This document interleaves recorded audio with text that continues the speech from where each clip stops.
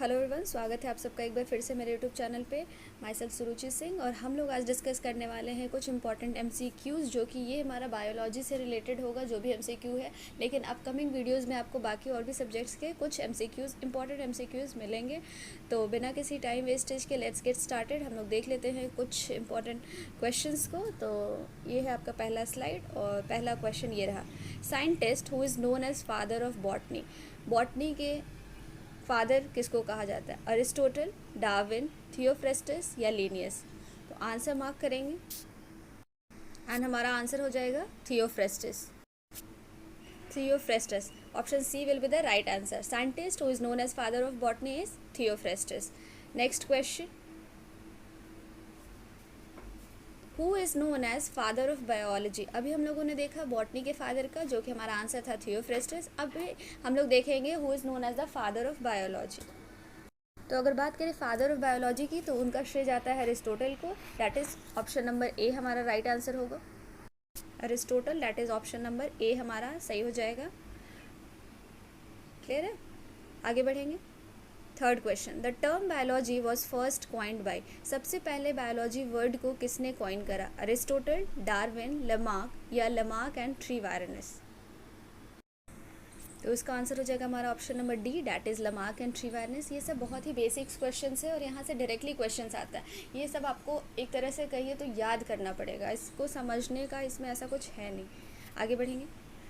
Who is known as the father of zoology. अभी हम लोगों ने देखा father of botany, father of biology. इसमें हम लोग ब्रांचेज ऑफ बायोलॉजी को ही बेसिकली फोकस करेंगे और उसको ही डील करेंगे। तो अगर बात करें फादर ऑफ जूलॉजी की, तो ऑप्शन है आपके पास डार्विन, लमार्क, अरिस्टोटल, थियोफ्रेस्टस। तो अगर बात करें फादर ऑफ जूलॉजी की, तो इसका श्रेय जाता है अरिस्टोटल को। फादर ऑफ बॉटनी थियोफ्रेस्टस को। याद रहेगा। Next question, who is known as a father of medicine. Medicine के फादर किसको कहते हैं? एडवर्ड जेनर, थियोफ्रेस्टस, अरिस्टोटल या हिपोक्रेट्स? तो इसका आंसर हमारा क्या हो जाएगा? तो फादर ऑफ मेडिसिन का श्रेय जाता है हिपोक्रेट्स को। Next question, the term biology is derived from the language. ये जो हमारा वर्ड है बायो, ये हमारा कौन से लैंग्वेज से लिया गया? फ्रेंच, लैटिन, पुर्तगाली या ग्रीक? ये हमारा कौन सा ओरिजिन इसका कहाँ से है? फ्रेंच टर्म है ये, लैटिन टर्म है, आपको ये बताना है इस क्वेश्चन में। तो अगर बात करें टर्म बायोलॉजी, जो हमारा लैंग्वेज है, ये हमारा एक ग्रीक वर्ड से लिया गया है। Next question, the book Historia प्लांटरम। ये जो बुक है हिस्टोरिया प्लांटरम, यहाँ पे सी नहीं होगा, हिस्टोरिका नहीं, हिस्टोरिया, ठीक है। हिस्टोरिया प्लांटरम जो है वो किसके द्वारा लिखी गई है? अरिस्टोटल, थियोफ्रेस्टस, हिपोक्रेट्स या Darwin?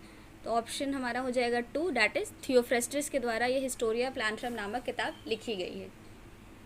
Botany is also known as. Botany हम लोग जैसा जानते हैं कि बॉटनी वाला जो हमारा बायोलॉजी है वो दो टर्म्स में, दो अलग अलग सब डिविजन में डिवाइडेड है। That is number 1 is botany and number 2 is zoology. Botany basically हमारा डील करता है प्लांट्स से, और जूलॉजी की अगर बात करें तो वो हमारा एनिमल्स के सारे एस्पेक्ट्स को डील करता है।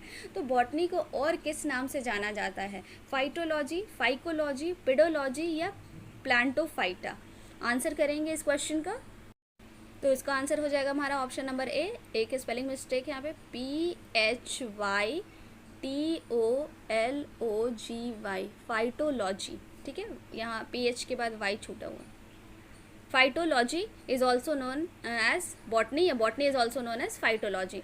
Next question, Aristotle is not known as.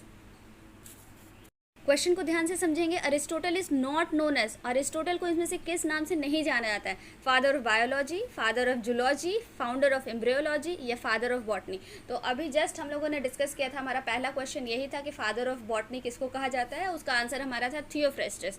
यहाँ बात कर रहे हैं हम लोग अरिस्टोटल की, तो इसमें हमारा आंसर क्या हो जाएगा? Option number D, that is father of botany के नाम से थियोफ्रेस्टस को जाना जाता है, ना कि अरिस्टोटल को। बाकी के सारे का श्रेय अरिस्टोटल को जाता है। That is father of biology, zoology और फाउंडर ऑफ एम्ब्रियोलॉजी भी हमारे अरिस्टोटल साहब हैं। बढ़ेंगे आगे और देखेंगे next question. In exobiology we study about. Exobiology में हम लोग किस चीज़ की स्टडी करते हैं? External structure of living beings, life present on the earth, life present in the earth, other layer of earth atmosphere, मतलब कि अर्थ एटमोसफेयर के दूसरे लेयर पे life found in space and on other satellite, या फिर space में और other satellite में। एक्सोबायोलॉजी टर्म ध्यान से देखिए, एक्सोबायोलॉजी में हम लोग किस चीज़ की स्टडी करते हैं? तो हमारा आंसर हो जाएगा life found in space and on other satellite. दूसरे ग्रहों के लाइफ वहाँ पे कैसे एग्जिस्ट कर रहे हैं, जो पाए जाते हैं, उनकी सारी स्टडीज़ हमारे एक्सोबायोलॉजी में the science related with the study of living, वो ऐसे साइंस जिसमें कि हम लोग लिविंग ऑर्गेनिजम्स के बारे में, लिविंग थिंग्स के बारे में पढ़ते हैं, उसको क्या कहते हैं? Physics, chemistry, biology, mathematics. बहुत ही सिंपल है, bio. Phycology is the branch of botany in which we study about. Phycology कौन सा है साइंस का ब्रांच जिसमें हम लोग किस चीज़ की पढ़ाई करते हैं? फाइकोलॉजी। तो अगर बात करेंगे फाइकोलॉजी की, तो फाइकोलॉजी में we basically study about algae. Algae की स्टडी को हम लोग फाइकोलॉजी कहते हैं। फाइकोलॉजी बॉटनी का वो ब्रांच है जिसमें कि हम लोग एल्गी को स्टडी करते हैं, एल्गी के बारे में स्टडी करते हैं। Oath taken by medical graduates is given by, वो जो मेडिकल ग्रेजुएट्स होते हैं, वो लोग जो शपथ लेते हैं, ओथ लेते हैं, वो किसके द्वारा दिया गया? अरिस्टोटल, थियोफ्रेस्टस, हिपोक्रेट्स या डार्विन? तो that was given by Hippocrates. ठीक है। Branch of biology in which we study about relationship between living and their environment. Living और उसके एनवायरनमेंट के बीच का जो रिलेशनशिप है, उस ब्रांच ऑफ बायोलॉजी को हम लोग, उस ब्रांच ऑफ बायोलॉजी को क्या कहते हैं? फिजियोलॉजी, जेनेटिक्स, इकोलॉजी या जियोलॉजी? तो दैट ब्रांच ऑफ बायोलॉजी जिसमें कि हम लोग रिलेशनशिप को स्टडी करते हैं लिविंग और उसके एनवायरनमेंट को, that is referred as a ecology. ध्यान देने वाली बात यह है कि ये जितने भी मैं क्वेश्चंस करा रही हूँ, ये किसी ना किसी क्वेश्चन एग्जाम्स में पूछे गए हैं, प्रीवियस ईयर क्वेश्चंस हैं ये, और कुछ इंपॉर्टेंट क्वेश्चंस हैं जो कि अपकमिंग एग्जाम्स में आपको डायरेक्टली देखने को मिल सकता है। तो बढ़ेंगे आगे। Branch of biology in which we study about cultivation of flowering plant. Biology का वो ब्रांच जिसमें कि हम लोग कल्टीवेशन पढ़ते हैं फ्लावरिंग प्लांट का, कैसे हम लोग कल्टीवेशन करते हैं, उसको किस टर्म, उसके लिए क्या टर्म है, कौन सी वो ब्रांच कहलाएगी? फिनोलॉजी, फ्लोरिकल्चर, एग्रोनॉमी या बॉटनी?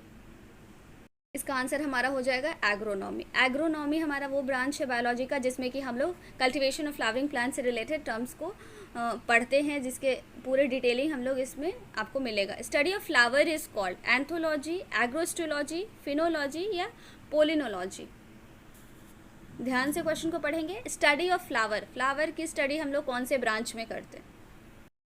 तो अगर फ्लावर की स्टडी की बात करें तो ये हमारा एंथोलॉजी के अंदर आता है। Mycology is the branch of botany in which we study about. अभी हम लोग पढ़ रहे थे कि ये करते हैं, इसको किस चीज़ में स्टडी करते हैं? फ्रूट कल्टीवेशन को हम लोग, कल्टीवेशन ऑफ फ्लावरिंग प्लांट को किस चीज़, कौन से ब्रांच में स्टडी करते हैं? नेक्स्ट है हमारा माइकोलॉजी, एक ब्रांच है बॉटनी का जिसमें कि हम लोग बेसिकली किस चीज़ की स्टडी करते हैं? एल्गी की, फंगी की, बैक्टीरिया या वायरस की? तो in mycology we study about fungi. Silviculture is a branch of botany in which we study about. Silviculture branch of botany है एक जिसमें कि हम लोग बेसिकली किस चीज़ को स्टडी करते हैं? Culture of algae, culture of fungi, development of forest या नेक्स्ट लास्ट ऑप्शन है हमारा सिल्सीफिडा प्लांट। ध्यान से देखेंगे और आंसर करेंगे क्वेश्चन को। तो सिल्वीकल्चर में हम लोग डेवलपमेंट ऑफ फॉरेस्ट को स्टडी करते हैं। ये सारे क्वेश्चंस जब भी आप इस वीडियो को देखें तो पहले आप अपना आंसर मार्क कर लें कॉपी में, उसके बाद आप इसको आंसर्स को देखें। Next question, branch of agriculture concern with the production of crops, जिसमें हम लोग प्रोडक्शन ऑफ क्रॉप्स के बारे में स्टडी करते हैं, उस एग्रीकल्चरल ब्रांच को क्या कहते हैं? एग्रोटोलॉजी, एग्रोनॉमी, एग्रोस्टोलॉजी या एंथ्रोपोलॉजी? तो this is called as agronomy. Agrostology is the study of, agrostology में हम लोग किस चीज़ को स्टडी करते हैं? Seed of oil, crop, grass या pollen grains? In agrology we study about grasses. Spermology is the study of seed, leaf, fruit या पोलन ग्रेन? स्पर्मोलॉजी हमारे किस चीज़ की स्टडी है? तो ये हमारा सीड का स्टडी है। In pedology we study about, pedology में हम लोग किस चीज़ को पढ़ते हैं? डिजीज, पोल्यूशन, सॉइल या रॉक्स? तो पीडोलॉजी में हम लोग सॉइल को स्टडी करते हैं। Distribution of plant on the various part of earth, जो हमारे प्लांट का डिस्ट्रीब्यूशन है अर्थ के डिफरेंट पार्ट्स में, उसको क्या कहते हैं? Bio geography, zoo geography, phyto geography या फिर geography? So the answer would be phyto geography. Study of fruit is called as, fruit की स्टडी को क्या कहते हैं? स्पर्मोलॉजी, एंथोलॉजी, पिडोलॉजी या पोमोलॉजी? स्टडी ऑफ फ्रूट को हम लोग कहते हैं pomology. Study of pollen grain is called as pomology, palynology, phycology, mycology. बिना टाइम वेस्टेज के, मैं नहीं चाह रही कि आपका बहुत लेंदी जाए क्योंकि टाइम बहुत कम है और एग्जाम्स बहुत ज़्यादा लाइंड अप है, बहुत जल्दी है। तो जितने ज़्यादा क्वेश्चंस आप रिवाइज करेंगे, चांसेस ऑफ अटेम्प्ट करने के आपके क्वेश्चंस को उतने ज़्यादा बढ़ जाएंगे। तो बिना किसी डिले के हम लोग, बिना किसी एक्सप्लेनेशन के, we are directly looking into the questions. हम लोग सिर्फ और सिर्फ क्वेश्चंस को डिस्कस कर रहे हैं। अगर आपको ये इनिशिएटिव सही लगा, किसी तरह का कोई अगर आपको और इसमें पॉजिटिव या नेगेटिव फीडबैक्स हैं तो वो आप कमेंट सेक्शन में दे सकते हैं और इसको हम लोग कंटिन्यू रखेंगे अभी। तो इसी के साथ हमारा आंसर हो जाएगा palynology. Study of internal structure of plant, plant के इंटरनल स्ट्रक्चर के स्टडी को क्या कहते हैं? मॉर्फोलॉजी, एनाटॉमी, इकोलॉजी या फाइकोलॉजी? तो इंटरनल स्ट्रक्चर को हम लोग एनाटॉमी कहते हैं। Study of external structure and there form is called. अब इंटरनल को तो हम लोगों ने देख लिया कि इसको हम लोग क्या कहते हैं? एनाटॉमी। और अगर एक्सटर्नल की बात करें तो इसको हम लोग क्या कहते हैं? मॉर्फोलॉजी। क्लियर है? Internal structure, anatomy, external, morphology. आगे बढ़ेंगे। Agro forestry is, agro forestry क्या है? Growing tree for forest, growing tree after cutting crop, growing of tree with cultivation of crop in the same field. तो option C हमारा answer हो जाएगा। Agro forestry हमारा growing of tree है with cultivation of crop in the same field. एक ही field में आप tree भी ग्रो कर रहे हैं और कल्टिवेशन कर रहे हैं क्रॉप का भी, उसी को हम लोग कहते हैं agro forestry. Next question, branch of biology which deals with the study of identification, nomenclature and classification of organism. Biology का वो ब्रांच जिसमें कि आप आइडेंटिफिकेशन, नोमेनक्लेचर और क्लासिफिकेशन, ऑर्गेनिज्म का क्लासिफाई करना, क्लासिफिकेशन उनका पढ़ते हैं, उस ब्रांच को क्या कहते हैं? एक्सोबायोलॉजी, इकोलॉजी, टैक्सोनॉमी या टॉक्सिकोलॉजी? तो इसको हम लोग टैक्सोनॉमी कहते हैं। टैक्सोनॉमी में हम लोग क्लासिफिकेशन ऑफ ऑर्गेनिजम्स को, उसके नोमेनक्लेचर को, किस तरीके से हम लोग किसी भी ऑर्गेनिजम्स को आइडेंटिफाई करेंगे, इसके बारे में पढ़ते हैं। तो इसी के साथ आपको आई थिंक 30 क्वेश्चंस मैंने कराए हैं। आगे ये नंबर ऑफ़ क्वेश्चंस इंक्रीज़ करेगा अगर पॉजिटिव फीडबैक आप लोगों का मिलता है तो। तब तक के लिए पढ़ते रहिए और रिवाइज करते रहिए। Have a great day head. Thank you so much.